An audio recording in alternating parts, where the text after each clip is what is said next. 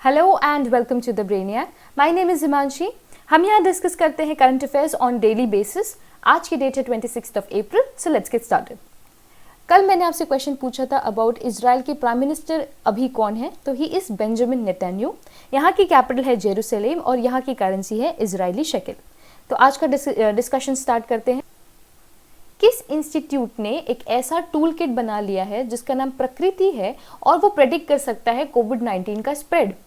तो हमें इस इंस्टीट्यूट के बारे में बताना है। ऑप्शंस हमारे सामने हैं। Let's see what the answer is. Answer is IIT Delhi. तो आईआईटी दिल्ली ने जो है ये प्रकृति टूल किट बनाई है जो प्रेडिक्ट कर सकती है स्प्रेड ऑफ कोविड-19।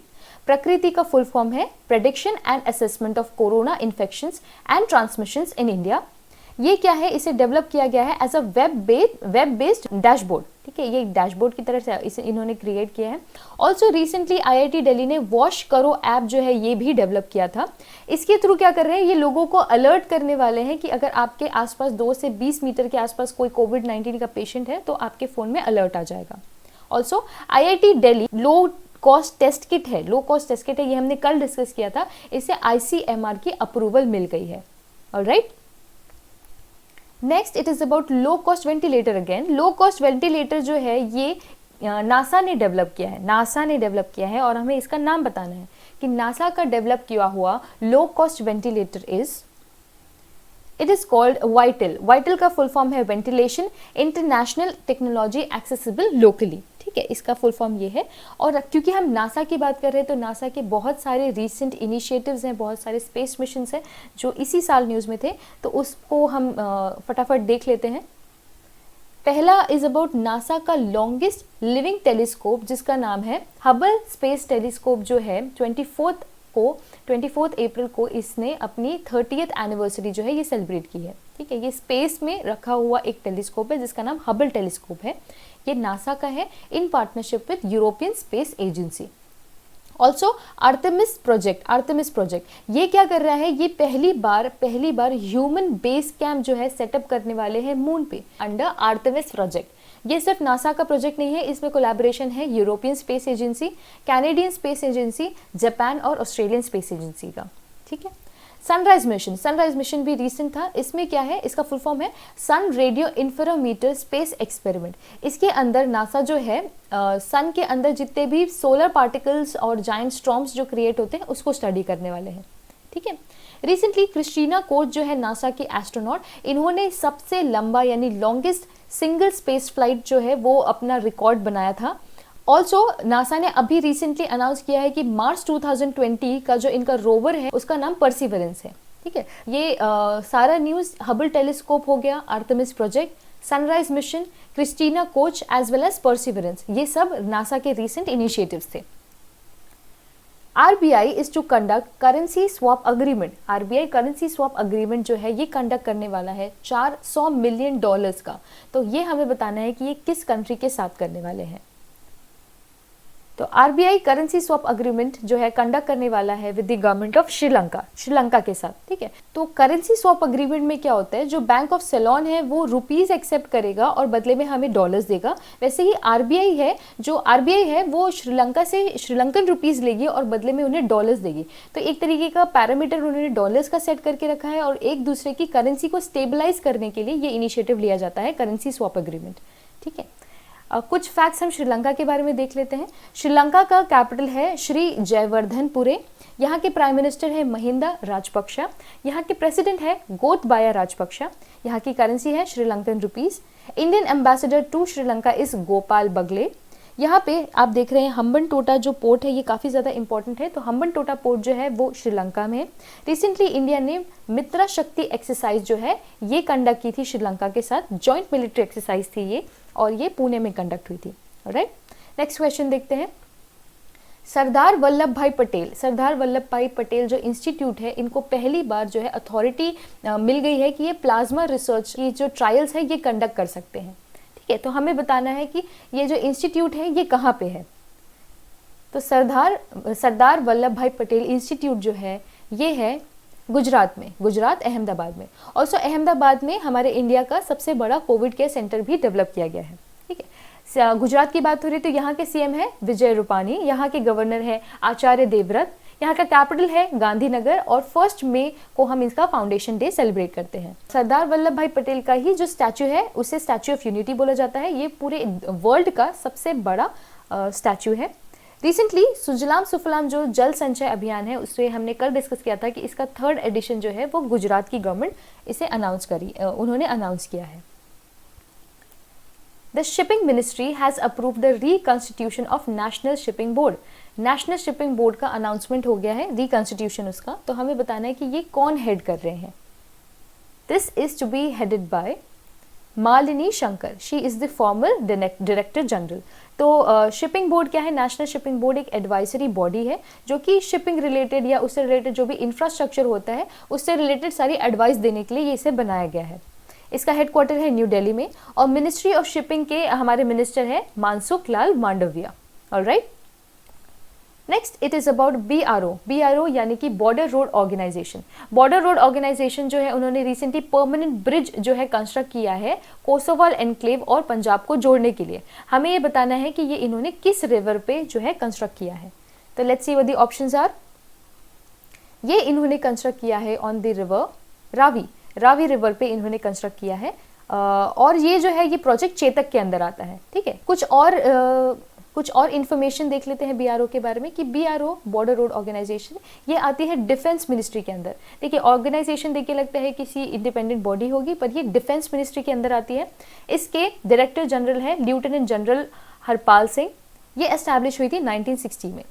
ये सभी ब्रिजेस जो हम नीचे देख रहे हैं ये सभी रीसेंट है और ये सभी बॉर्डर रोड ऑर्गेनाइजेशन ने बनाई है। दापो रिजो ब्रिज जो कि अरुणाचल प्रदेश में है और सुबनसिरी में इसे बनाया गया, सुबनसिरी रिवर के ऊपर इसे बनाया गया है। सिसेरी ब्रिज भी अरुणाचल प्रदेश में है और इसे पासीघाट बोमजेर हाईवे पे इसे बनाया गया है। उज और बसंतर ब्रिज ये जम्मू एंड कश्मीर का ब्रिज है और ये कठुआ और सांबा डिस्ट्रिक्ट में इसे बनाया गया है। ठीक है, तो दापोरिजो ब्रिज, सिसेरी ब्रिज, उज और बसंतर ब्रिज ये सभी BRO के द्वारा कंस्ट्रक्ट किए गए हैं। Which city has been chosen as the World Book Capital? World book capital किस सिटी को चूज किया गया है इस साल 2020 में? तो इसे चूज किया गया है, ये है कुआलालंपुर। तो सिटी ऑफ कुआलालंपुर जो कि मलेशिया की कैपिटल है उसे सिलेक्ट किया गया है as the world book capital. ठीक है, 23 अप्रैल को हम वर्ल्ड बुक डे सेलिब्रेट करते हैं। उसी दिन ये अनाउंस हुआ था। कुआलालंपुर मलेशिया की कैपिटल है। यहीं पे कुआलालंपुर पे जो है हेडक्वार्टर्स है बैडमिंटन वर्ल्ड फेडरेशन की। बैडमिंटन वर्ल्ड फेडरेशन से हमने रिसेंटली न्यूज़ देखी थी कि आई एम बैडमिंटन का जो कैंपेन है वो PV सिंधु जो है उसे उसकी ब्रांड एम्बेसडर है और ये बैडमिंटन वर्ल्ड फेडरेशन का ही एक इनिशिएटिव है। राइट, कुछ और अगर हम देखें वर्ल्ड बुक डे के बारे में तो 23 अप्रैल को होता है। ये सेलिब्रेट हो रहा है 1995 से। कि जैसे कि हमने देख लिया कि कुआलालंपुर को है मलेशिया की जो कैपिटल है उसे वर्ल्ड बुक कैपिटल के नाम से इसे चूज कर लिया गया है। Basanta Das recently passed away. He was a former Rajya Sabha member from which state? ये किस स्टेट को बिलोंग करते थे हमें ये बताना है। So he belong to the state of Odisha. तो Basanta Das he recently passed away. He was a former Rajya Sabha member and ये ओडिशा को बिलोंग करते थे। देखिए ओडिशा के CM है मिस्टर नवीन पटनायक। यहाँ के गवर्नर है गणेशी लाल। यहाँ का फाउंडेशन डे 1 अप्रैल को हम सेलिब्रेट करते हैं, उसे उत्कल दिवस के नाम से भी जाना जाता है। ओडिशा की गवर्नमेंट ने मो जीवन, मो सरकार और जल साथी जैसे इनिशिएटिव्स ये रिसेंटली उन्होंने लिए थे। जैसे कि इंडोर्स रहने के लिए मो जीवन हो गया, मो सरकार ये गवर्नेंस इंप्रूव करने के लिए और जल साथी सेफ ड्रिंकिंग के लिए। ठीक है, तो ये सारी इन्फॉर्मेशन थी ओडिशा गवर्नमेंट के बारे में। Recently Shirley Knight, she is an American actress. She recently passed away. She is a 2-time Oscar nominated actress. Right? Next question देख लेते हैं। It is about National Panchayati Raj day. तो national पंचायती राज day हम किस दिन celebrate करते हैं? It is celebrated on the 24th of April. तो national Panchayati Raj 24th of April को सेलिब्रेट किया जाता है by the Ministry of panchayat. Ministry of panchayat हमारे मिनिस्टर हैं नरेंद्र सिंह तोमर। मिनिस्ट्री ऑफ पंचायत के मिनिस्टर हैं नरेंद्र सिंह तोमर। ये जो है पहली बार सेलिब्रेट किया गया था 2010 में। तो 24th of April को स्पेशल क्या था? स्पेशल ये है कि 24th of April 1992 में हमने 73rd अमेंडमेंट एक्ट जो है ये पास किया था।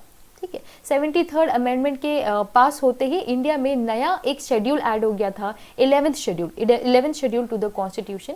इसके तहत जो है हमारे इंडिया में पंचायती राज का एक इंस्टीट्यूशन एस्टैब्लिश हो गया था।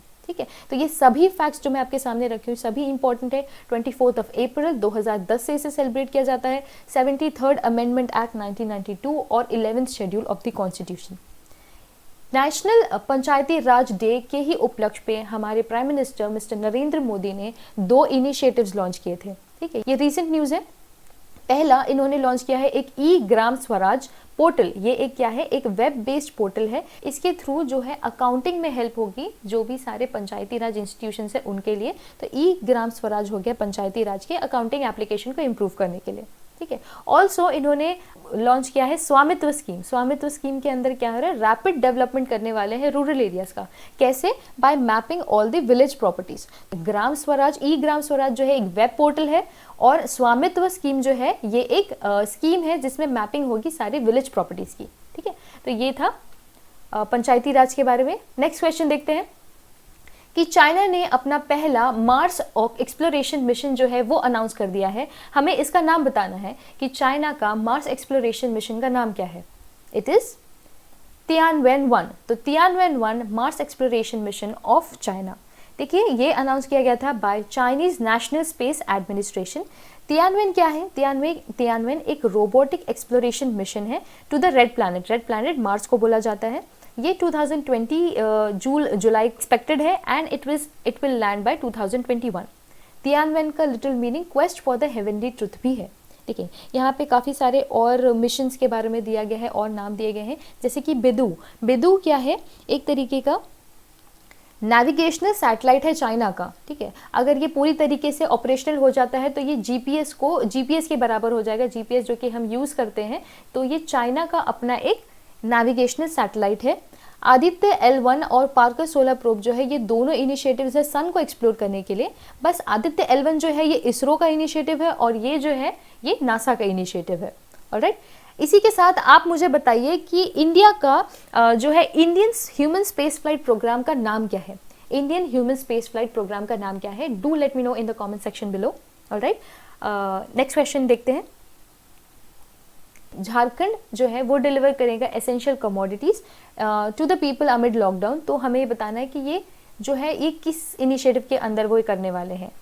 झारखंड की एसेंशियल कमोडिटीज ये वो सर्व करेंगे वाया झारखंड बाजार। तो झारखंड बाजार के थ्रू वो एसेंशियल कमोडिटीज जो है वो लोगों तक पहुंचाएंगे। यहाँ के सीएम है मिस्टर हेमंत सोरेन, यहाँ की गवर्नर है द्रौपदी मुर्मू। झारखंड ने रिसेंटली सहायता ऐप भी लॉन्च किया था। सहायता ऐप किस लिए? वो सहायता करेंगे सारे माइग्रेंट वर्कर्स की, ताकि उन्हें फाइनेंशियल असिस्टेंस प्रोवाइड कर सके 1000 से 2000 रुपए तक की, ठीक है। तो झारखंड बाजार और सहायता ऐप ये दोनों जो है झारखंड के इनिशिएटिव है।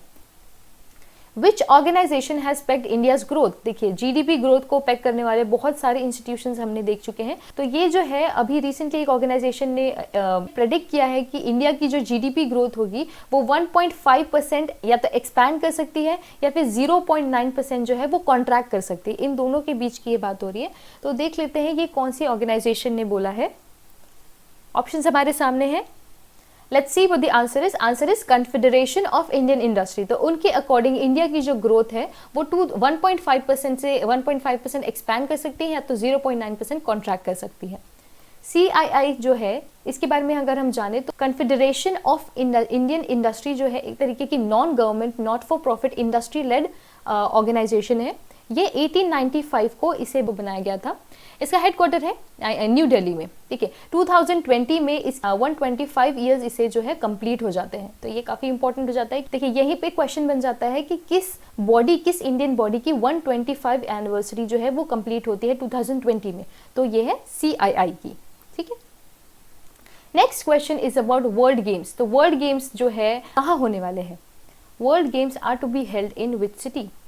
सो they are to be held in Birmingham. Birmingham कहाँ है? बर्मिंघम है अलाबामा USA में। 2020 में इसे अनाउंस किया गया था कि 2020 का शेड्यूल था, पर इन्होंने अनाउंस कर दिया अपनी लेटेस्ट डेट्स कि ये 2022 में होने वाला है, जुलाई 7 से 17 तक। अब होने वाला है वो इसका 11th एडिशन होगा, 11th edition of the world games. International world games association का हेडक्वार्टर है लॉसेन स्विट्जरलैंड में और इसके प्रेसिडेंट है Jose Perurena Lopez. Which state has commemorated Khongjom day? Khongjom day जो है कौन सा स्टेट सेलिब्रेट करता है? तो ऑप्शंस हमारे सामने हैं, let's see what the answer is. Answer is Manipur. तो मणिपुर खोंगजोम डे सेलिब्रेट करता है। ये कहाँ है? ये सेलिब्रेट होगा थौबोल में। थौबोल जो है ये मणिपुर की ही एक सिटी है। ये हम किस लिए सेलिब्रेट करते हैं? क्योंकि इसी दिन एंग्लो मणिपुर वॉर जो है वो हुआ था 1891 में। 1891 में एंग्लो मणिपुरी वॉर जो है वो लड़ी गई थी, और इसी को रिमेंबर करने के लिए हम खोंगजोम डे सेलिब्रेट करते हैं मणिपुर में। मणिपुर पे और कुछ फेमस फेस्टिवल्स हैं, जैसे कि मणिपुर सांघाई फेस्टिवल, चाइराबो फेस्टिवल या फिर लाई हरोबा फेस्टिवल। तो ये सभी जो फेस्टिवल्स हैं वो मणिपुर के हैं। ऑलराइट, नेक्स्ट क्वेश्चन देखते हैं। Next question is about Mizoram. Mizoram जो है इन्होंने लॉन्च कर दिया है अपना मोबाइल ऐप, जो कि हेल्प करेगा ट्रक ड्राइवर्स और हैंडीमैन को, ताकि वो अपने एसेंशियल गुड्स जो है वो कैरी कर सके। तो हमें ये बताना है कि मिजोरम के इस ऐप का नाम क्या है। तो इस ऐप का नाम है एम कोविड-19। एम कोविड-19 लॉन्च किया गया है मिजोरम के द्वारा, और ये हेल्प करेगा सारे ट्रक ड्राइवर्स और हैंडीमैन को।